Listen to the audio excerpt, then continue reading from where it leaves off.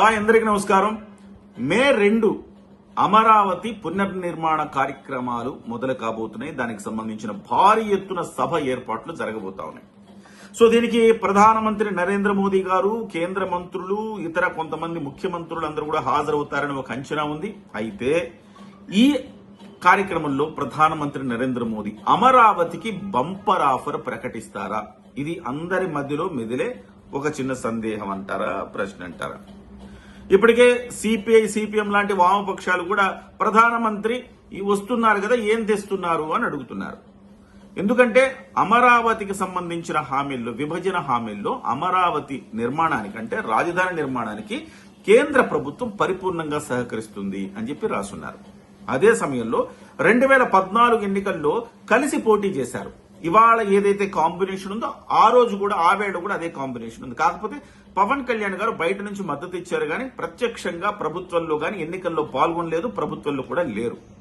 అయితే ఇవాళ ఏంటంటే పవన్ కళ్యాణ్ గారు ప్రత్యక్షంగా ప్రభుత్వంలో భాగస్వామిగా ఉన్నారు.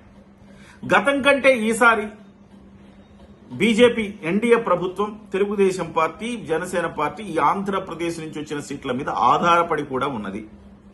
సో గతంలో నరేంద్ర మోదీ గారు ఈ 2015 అక్టోబర్లో శంకుస్థాపన కార్యక్రమానికి వచ్చినప్పుడు ఏదైనా గొప్ప కార్యక్రమాన్ని ప్రకటిస్తారేమో, గొప్ప సహాయాన్ని ప్రకటిస్తారేమో, అమరావతి రాజధానికి కేంద్రం తన వంతుగా ఏమి ఇవ్వబోతోందని అందరూ ఆసక్తిగా ఎదురు చూశారు. ఆ ఎదురు చూసిన వాళ్ళు నేను కూడా ఆ రోజు సభకు వెళ్ళటం జరిగింది. ఆ సభలో ఆయన ఏం చెప్పారంటే, మట్టి తెచ్చాను, నీళ్లు తెచ్చాను అన్నారు. ఈ పార్లమెంట్ నుంచి మట్టి తెచ్చాను, యమునా నుంచి నీళ్లు తెచ్చాను. సో చంద్రబాబు నాయుడు గారు ఆల్రెడీ పుణ్య స్థలాల నుంచి మట్టి, పుణ్య నదుల నుంచి నీళ్లు తెప్పిస్తున్నారు కదా, నా వంతుగా నేను కూడా పార్లమెంట్ నుంచి మట్టి తెచ్చాను అని చెప్పారు. సో ఒక్కసారిగా షాక్ అయ్యారు అందరూ. ఓహో, ఆంధ్రప్రదేశ్ నోట్లో ప్రధానమంత్రి మట్టి గుట్టారు అన్న కామెంట్లు చాలా సీరియస్ గా వినిపించారు ఆ రోజు. సరే, ఆ తర్వాత మనందరికీ తెలిసిందే స్టోరీ. తర్వాత తెలుగుదేశం పార్టీ, బీజేపీ విడిపోయినాయి. ఇలాంటి అంశాల మీదనే మాట్లాడుకుంటూ, వాదులాడుకుంటూ మాకు నిధులు కేటాయించట్లేదని విడిపోయినాయి. ఆ తర్వాత మళ్ళీ 2024లో మళ్ళీ కలిసి పోటీ చేశారు. మరి ఈసారైనా ఆయన ఏమన్నా ప్రకటిస్తాడా అనేది అందరి మధ్యలో ఉన్నది.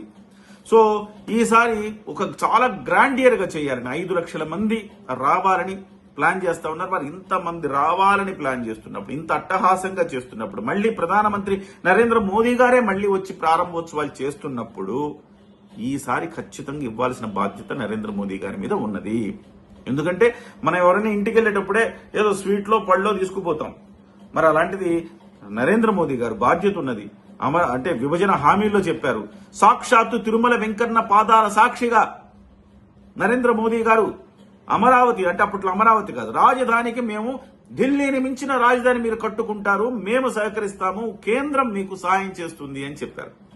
అది ఎక్కడ మాటల్లో నిలబెట్టుకోలేదు. కాకపోతే 2024 ఎన్నికల తర్వాత ఈ ప్రభుత్వం వచ్చిన తర్వాత, కూటమి ప్రభుత్వం 15,000 కోట్ల రూపాయలు ప్రధానమంత్రి నరేంద్ర మోదీ గారు కేంద్రం నుంచి ఇవ్వడం జరిగింది రాజధాని నిర్మాణానికి.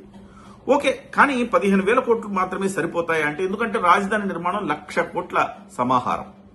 ఇప్పటికే దాదాపు 15,000-20,000 కోట్ల పైన ఖర్చు పెట్టేశారు.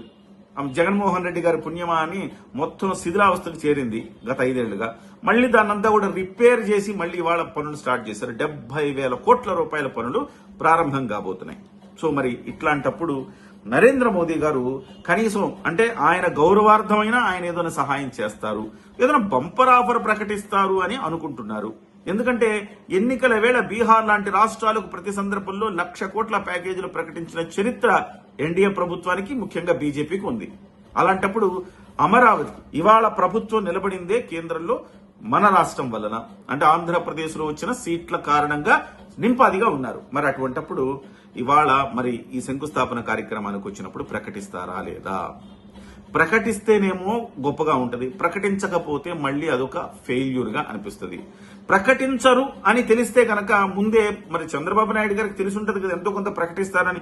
లేకపోతే ఇంత సభ పెట్టి ఇంత ఘనంగా నిర్వహించి ఏమీ లేకుండా లాస్ట్ టైం లాగా ఉసూరు అనిపిస్తే కొంత కూటమి ప్రభుత్వం పరువు కూడా పోతుంది, అలాగే బీజేపీ పరువు కూడా.